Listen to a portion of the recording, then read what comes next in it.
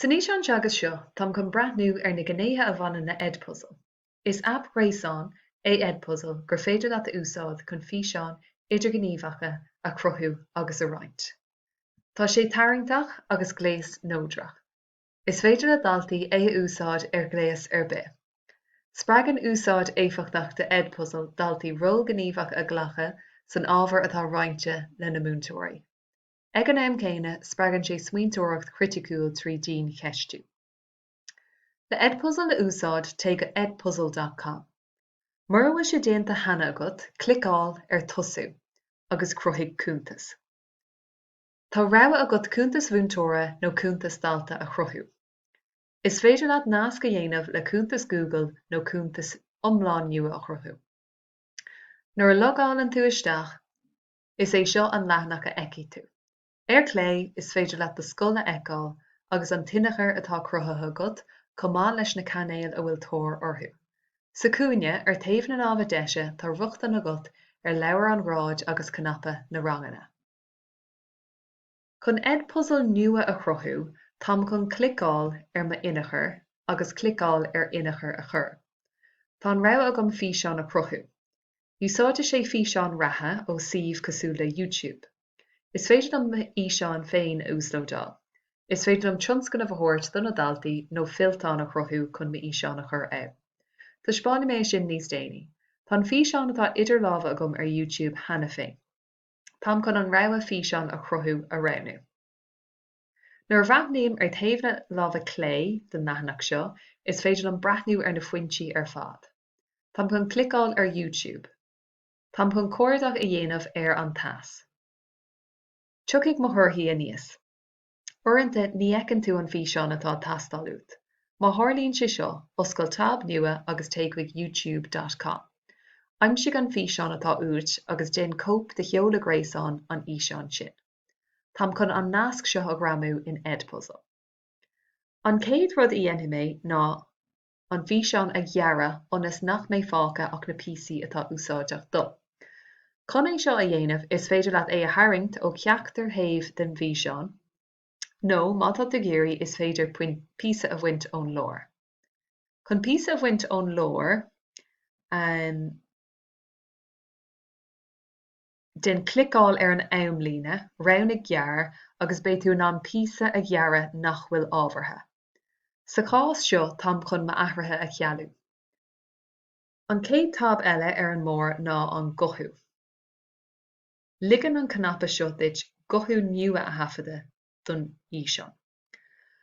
Má tá tú le gothu a haifeadadh, den cinnte go bhfuil script agat agus tafad é in áit ciúin. Táim sásta leis an gcéad gothu, so táim chun an tab seo ágáil le dul ará go dtí tab na gceistena. Ligean an roinn seo deis duit ceistne agus nótaí a chur leis an bíosa seo den íseán. Táim chun dul go dtí an pointe san íseán gur maithlam ceistena a chur ar na daltaí. Táim chun ceist il-rogha a roghnaú ar dús. Ligean sé seo duit do ceistena a chur anseo le do rogha na freagraí difriúla. Ligean an tic glas duit an freagra ceart a roghnaú agus ligean an tic dearg duit na freagraí míchearta a roghnaú. Tá rogha agat aiseolalas ágáil an seo freisin. Nuair atá tú sásta le do ceistena agus d'fhreagraí, clicáil ar an gnapa le hiad a hábháil. Is féidir am clicáil ar an gnapa leis an beann luaí chun agarthabhairt dhéanamh ar an gceist. Má tá me géirí fáil ré leis, is féidir am clicáil ar an gnapa leis an musca brúscar. Má tá sásta leis, is féidir am clicáil ar an gnapa leanaraig. Is é an próiséis céine le ceistena oscailte. Clóisríomh an ceist an seo, is féidir leat roghanna aiseolalas agus formáideatha a roghnaú an seo freisin. Má tá sásta le ceist, is féidir lom é a hábháil. An rogha déarnach atá agam ná nóta a chur ar ma héacs nó fún. Roghnaí mé an pointe ar ma íseán agus curthaí mé nóta leis. Anseo is féidir lom nóta text a chur leis mas mína. Nóta meabharcháin a détaí a bheith an seo nó ólas breise. Mas mílam is féidir lom an maic úsáid agus fum a haifeadadh donna daltaí. Má tám sásta leis an nóta is féidir lom é a hábháil. Nuair atá tú sáiste leis an ngutháin is féidir le clicáil ar an gnapa críochnathe ar taobh na lámha deise ar bord.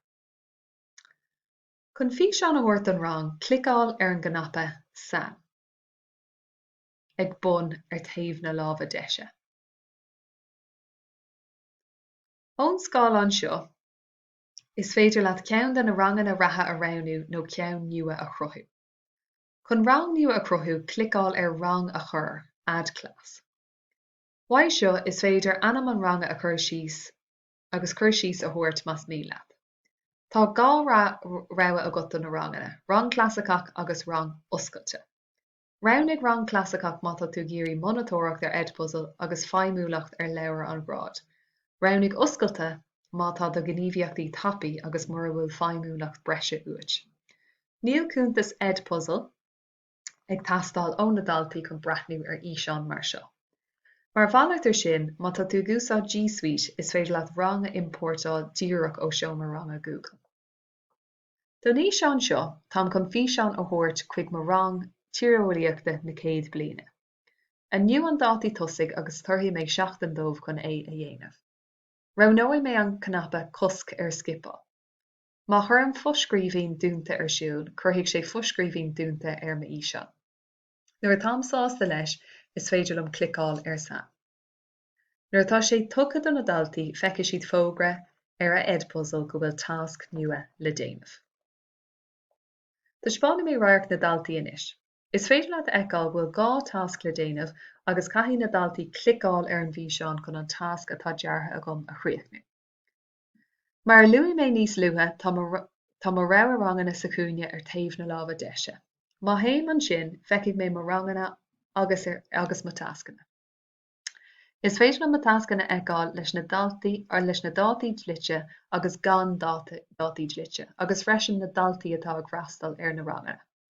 Má clicálam ar tascanna, taispeáinne sé na daltaí ar fad a bhí ag breathnú ar an bhíseán, an dulcan cín atá déanta acu, an grád a fuair siad, agus cén uair deireanach a bhreathnaigh siad air, agus má tá an tasc déanta acu nó nach bhfuil. Arís, ar taobh na lámha deise ag bór an scáilán, tá rogha anseo ar leabhar an grád. Anseo is féidir breathnú ar do ranganna a ligh agus ar na daltaí sa rang chomh maith leis na físeán atá feice acu agus léirmhas ar an dulcan cín atá déanta acu.